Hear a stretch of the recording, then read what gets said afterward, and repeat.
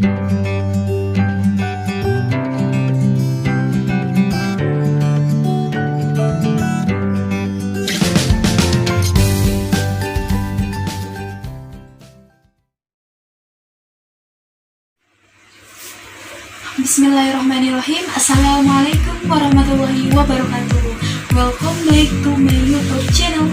Terima kasih banyak kepada teman-teman karena masih setia di stay tune channel saya, Ilham Putri Handayani. Semoga dimanapun kita berada senantiasa diberikan kesehatan oleh Allah Subhanahu Wa Taala, dan kita harus tetap semangat meskipun di tengah masa pandemi saat sekarang dalam melakukan berbagai aktivitas. Dan bagi teman-teman di luar sana yang saat sekarang ini kondisinya tidak sehat atau kurang fit, semoga diberikan kesembuhan sepenuhnya oleh Allah Subhanahu Wa Taala sehingga bisa melakukan aktivitas seperti biasanya. Baik teman-teman, pada video kali ini saya akan sharing informasi terkait dunia perkuliahan tentunya. Nah, jadi saya akan sharing informasi tentang bagaimana caranya untuk menurunkan plagiarisme pada karya tulis ilmiah. Nah, bagi teman-teman yang baru berkunjung di channel saya, silahkan di subscribe, like, komen, dan juga di share agar teman-teman tidak ketinggalan informasi terbaru dari saya.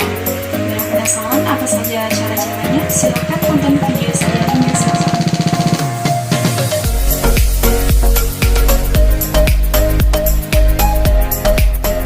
Karya tulis ilmiah merupakan suatu karya tulis yang bertujuan untuk menyelesaikan suatu permasalahan dengan menggunakan landasan teori dan metode-metode ilmiah.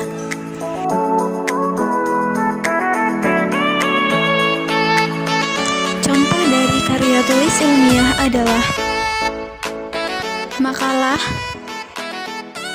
buku, skripsi, tesis dan disertasi, jurnal ilmiah. Lalu, bagaimana cara mengurangi plagiarisme pada karya tulis ilmiah? Baiklah teman-teman, sebelum kita mengupas lebih dalam lagi bagaimana cara untuk mengurangi plagiarisme pada karya tulis ilmiah yang telah kita buat, maka sebelumnya kita harus memahami terlebih dahulu apa yang dimaksud dengan plagiasi. Nah, jadi plagiasi itu merupakan suatu kejahatan yang sering dilakukan para kaum intelektual ataupun para akademisi, di mana mereka menyalin suatu karya ataupun teori orang lain dan menjadikan itu atas nama dirinya.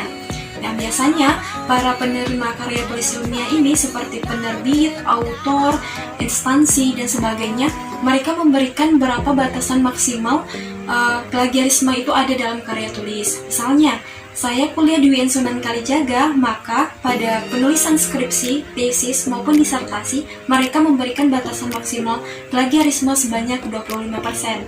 Nah, mereka memberikan toleransi 25% ini pada karya tulis ilmiah karena ada beberapa ketentuan yang tidak bisa diubah. Contohnya, pada penulisan footnote, handnote, dan juga bodynote. Terus kepada penulisan daftar pustaka.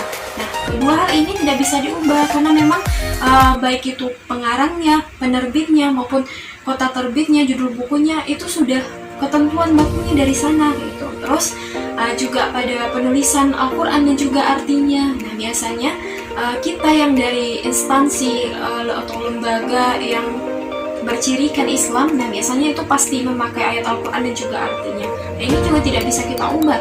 Selanjutnya pada undang-undang. Nah, ini juga sudah ada ketentuan bukunya sendiri. Lalu, cara apa saja yang dapat kita lakukan dalam upaya untuk mengurangi atau bahkan menghilangkan plagiarisme pada karya tulis ilmiah yang telah kita buat? Nah, teman-teman dapat melakukannya dalam beberapa langkah. Yang pertama, dengan melakukan parafrase. Apa yang dimaksud dengan parafrase? Parafrase adalah menyimpulkan kembali suatu konsep tanpa menghilangkan makna dari suatu teks. Dalam melakukan parafrase ini, teman-teman juga dapat melakukannya dengan dua cara. Yang pertama, dengan mengubah posisi atau struktur teks. Contohnya, di awal video ini kita telah membahas mengenai pengertian karya tulis ilmiah. Bahwa yang dimaksud dengan karya tulis ilmiah adalah suatu karya tulis yang bertujuan untuk menyelesaikan suatu permasalahan yang di dalamnya terkandung sebuah teori ataupun metode-metode ilmiah. Nah, di sini dalam kita melakukan parafrase, kita dapat merubah posisi teksnya. Jadi bisa diartikan seperti ini. Bahwa yang dimaksud dengan karya tulis ilmiah adalah merupakan suatu karya tulis yang di dalamnya terdapat sebuah teori ataupun metode-metode ilmiah yang bertujuan untuk menyelesaikan suatu permasalahan. Dan ini sudah mengubah posisi teman-teman. Nah, jika posisi ini berubah, akan ada kemungkinan bahwa plagiarisme kita tidak terbaca oleh aplikasi Turnitin. Selanjutnya, langkah kedua yang dapat kita lakukan dalam upaya parafrase adalah dengan mencari sinonim atau suatu persamaan kata yang hampir sama dengan kata ataupun teks pada suatu kalimat.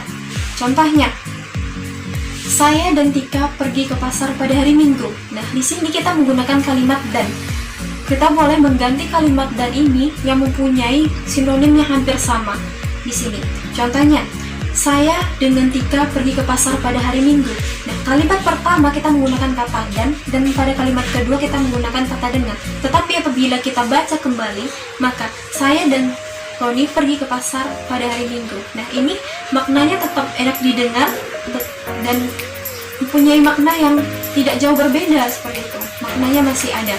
Nah, mungkin yang harus diperhatikan dalam kita melakukan parafrase menggunakan sinonim ini, kita boleh melakukan sinonim atau memberikan sinonim apapun pada teks kalimat karya tulis kita, tetapi kita harus memperhatikan apakah sinonim yang kita masukkan itu cocok atau tidak. Catatan penting yang kedua, bagaimana cara untuk mengurangi plagiarisme adalah ketika teman-teman melakukan perbaikan plagiarisme yang awalnya mungkin plagiarisme tercakup 80% atau 70%, maka ketika akan melakukan cek ulang kembali setelah perbaikan, jangan melakukan atau mencek dengan file yang sama ke aplikasi Turnitin yang sama, karena kemungkinan plagiarismenya akan terbaca. Atau bahkan ketika teman-teman mencek kembali yang sebelumnya kata-kata tersebut atau paragraf atau kalimat tersebut tidak terdeteksi plagiarisme, ketika diulang kembali malah terdeteksi.